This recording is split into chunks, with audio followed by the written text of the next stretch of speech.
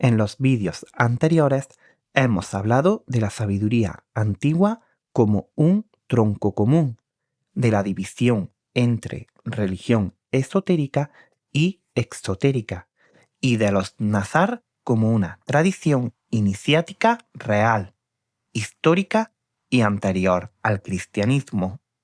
Hoy vamos a dar un paso más profundo todavía, porque aquí aparece una de las ideas más reveladoras de Blavatsky, que todas las religiones antiguas auténticas se estructuran de la misma manera, porque todas proceden de una misma fuente.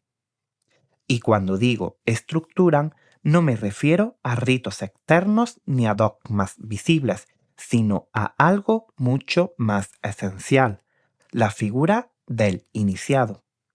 Blavatsky observa que cuando se estudian las tradiciones espirituales antiguas sin prejuicios y sin literalismo, aparece siempre el mismo patrón. Cambian los nombres, cambian los símbolos, cambian los relatos, pero la estructura interna es idéntica. Siempre existe un núcleo de enseñanza profunda y siempre existe una figura o un grupo que encarna y transmite esa enseñanza. Esa figura es el iniciado. En el mundo semítico se le llamó Nazar, en Egipto hierofante, en Persia mago, en la India gurú, en Grecia místico u órfico, y más tarde, incluso en el cristianismo, aparece deformada esta figura bajo el nombre de Papa o de autoridad espiritual suprema. Blavatsky insiste en algo muy importante. Esto no es casualidad, no es una coincidencia cultural, no es que distintas civilizaciones inventaran lo mismo. Es la huella de una enseñanza primordial que se fue transmitiendo de formas distintas según el lugar, la época y el nivel de comprensión del pueblo. Aquí conviene detenerse un momento, porque esta idea cambia por completo la forma de mirar la historia religiosa. Si todas las religiones antiguas tienen un iniciado, entonces la religión no nace como un sistema de creencias colectivas, sino como una experiencia de conciencia que después se intenta transmitir. Primero está el conocimiento interior, después viene el símbolo y solo mucho después aparece el dogma. El iniciado no es un sacerdote ritualista, no es un funcionario del culto, es alguien que, según la sabiduría antigua, ha atravesado un proceso interior. Ha dominado las pasiones, ha comprendido las leyes de la naturaleza y de la conciencia y ha integrado en sí mismo una verdad que no depende de libros ni de autoridad externa. Por eso, en todas estas tradiciones, el iniciado no se define por lo que cree, sino por lo que es. Su autoridad no viene de un cargo, sino de un estado de conciencia. Y por eso también es tan peligroso para las religiones institucionales, porque no se le puede controlar fácilmente. Blavatsky utiliza este paralelismo para desmontar una idea muy arraigada en la mentalidad moderna y cristiana, la idea de que cada religión nace de una revelación completamente independiente y exclusiva. Para ella, eso no tiene sentido. Lo que ocurre es que la misma verdad se expresa de maneras distintas y cuando se pierde la clave simbólica, cada tradición empieza a creerse única, absoluta y separada de las demás. Aquí entra un ejemplo fundamental que ella utiliza, y es Zoroastro. Zoroastro aparece en distintas fuentes, en distintas épocas, incluso separado por siglos. Para la historiografía tradicional, esto es un problema. ¿Cómo puede haber varios Zoroastros? ¿Cómo puede una misma figura aparecer en contextos tan distintos? La respuesta de Blavatsky es muy clara. Solo hubo un Zoroastro fundador, pero el nombre Zoroastro no era solo un nombre propio, sino un título iniciático. Sus discípulos, sus continuadores, se llamaban a sí mismo Zoroastro, igual que un discípulo de una escuela hoy puede llamarse a sí mismo por el nombre de su linaje espiritual. Esto mismo ocurre con los Nazar. No existe un Nazar como individuo único.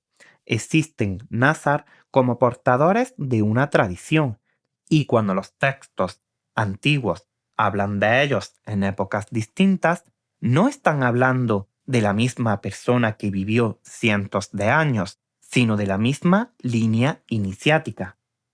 Blavatsky insiste en que este error, tomar títulos iniciáticos como nombres personales, ha generado una enorme confusión histórica. Y no es una confusión inocente.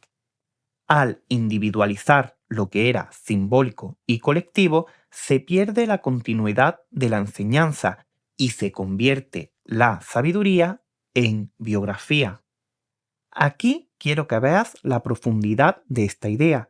La sabiduría antigua no se transmitía como información, se transmitía como estado de conciencia. Por eso no importa tanto quién fue exactamente tal o cual persona, sino qué grado de comprensión alcanzó. Los nombres eran secundarios, lo importante era el nivel espiritual.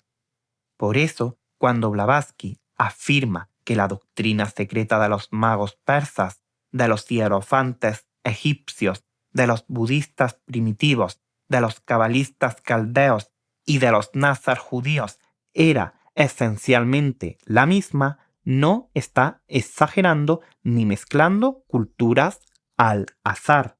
Está señalando que todos ellos bebían de una misma fuente doctrinal, aunque expresada con lenguajes distintos. Y aquí aparece otra idea clave: los dioses de los antiguos.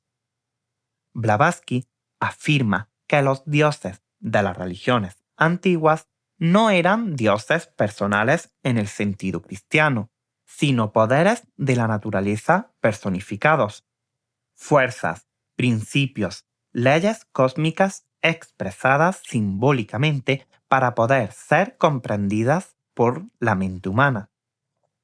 Esto es fundamental porque desmonta la acusación clásica de politeísmo.